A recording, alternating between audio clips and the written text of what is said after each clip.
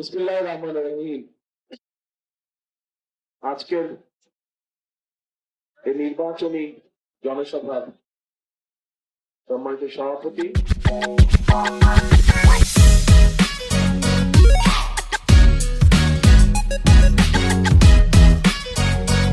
মঞ্চে উপস্থিত নেতৃবৃন্দ এবং প্রার্থীবৃন্দ, আমার সামনে উপস্থিত প্রিয় আমার বগুড়াবাসী, প্রিয় সহকর্মীবৃন্দ, আসসালামু আলাইকুম।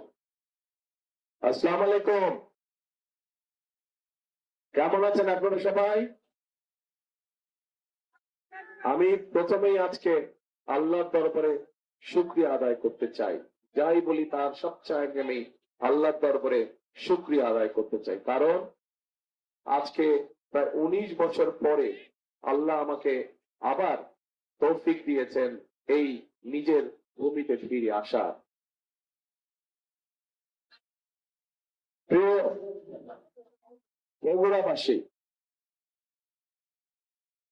নিজের ঘরে এসে কি বলবো, আসলে আমি নিজেও একটু তাল হারিয়ে ফেলেছি, নিজেও অনেকটা ইমোশনাল হয়ে গিয়েছে আমি।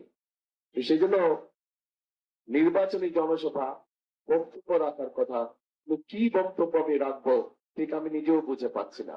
ঘরের মানুষের কাছে তো বলবার কিছু নেই, কিছু ঘরের মানুষের কাছে বলবার। প্রিয় বগুড়াবাসী, এর আগে যখন আমি দেশে ছিলাম, আজকে থেকে 19 বছর আগে,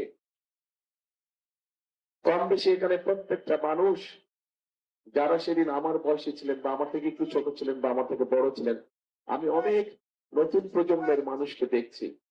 তারা হয়তো তখন অনেক ছোট ছিল, হয়তো আমাকে দেখেছে বা দেখে নাই অনেকেই, কিন্তু যারা সেদিন আমাকে দেখেছিলেন এবং সেই স্মৃতি মনে আছে, নিশ্চয়ই আপনাদের মনে আছে যে বগুড়া সদর সহ সমগ্র জেলায় মানুষের প্রয়োজনে যেই কাজগুলো করা দরকার ছিল, আমরা চেষ্টা করেছি সব কাজগুলো কম বেশি করার জন্য। হয়তো আমরা 100% সাকসেসফুল হইনি, কিন্তু যতটুকু পেরেছি সরকারের আইন কানুন রীতিনীতির মধ্যে থেকে যতটুকু সম্ভব হয়েছে আমরা চেষ্টা করেছি সেদিন।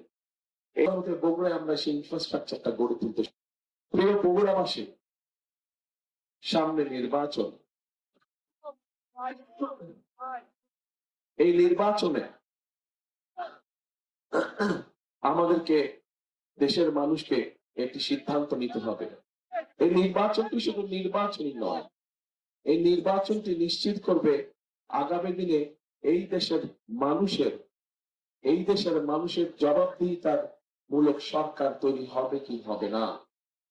সেই জন্যই আজকে বগুড়াবাসীর কাছে আমার আহ্বান থাকবে, অনুরোধ থাকবে যে এই নির্বাচনটির ব্যাপারে আমাদেরকে অত্যন্ত সিরিয়াস থাকতে হবে, কারণ এই নির্বাচন আমাদেরকে দিক নির্দেশ দেবে যে আগামী দিনে দেশ কোন দিকে পরিচালিত হবে। আমরা যদি আমাদের প্রত্যাশিত কাঙ্ক্ষিত লক্ষ্যে দেশকে নিয়ে যেতে চাই, অবশ্যই তাহলে আমাদেরকে গণতান্ত্রিক ব্যবস্থাকে প্রবর্তন করতে হবে এবং তার জন্য 12 তারিখের নির্বাচনটা অত্যন্ত গুরুত্বপূর্ণ। প্রিয় ভাই বোনেরা, এলাকার উন্নয়নমূলক কাজ এখন আমি কোন দিক দিয়ে বলবো। এর আগে যখন আমরা কাজগুলো করেছি তখন এখানে এমপি হিসেবে ছিলেন আম্মা অর্থাৎ দেশনেত্রী বেগম খালেদা জিয়া, উনি এমপি হিসেবে ছিলেন। আজকে উনি আমাদের মাঝে নেই। আজকে ওনার জায়গায় আপনাদের সামনে এসে আমি দাঁড়িয়েছি।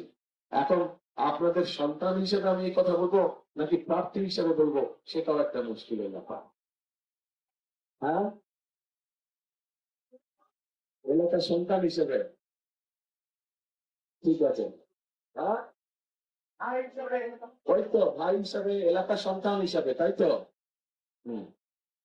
তাহলে এলাকার সন্তান হিসাবে বা ভাই হিসেবে যে হিসেবে বলি না কেন, এখানে অনেকে অনেকগুলা দাবি দিয়ে গেছে।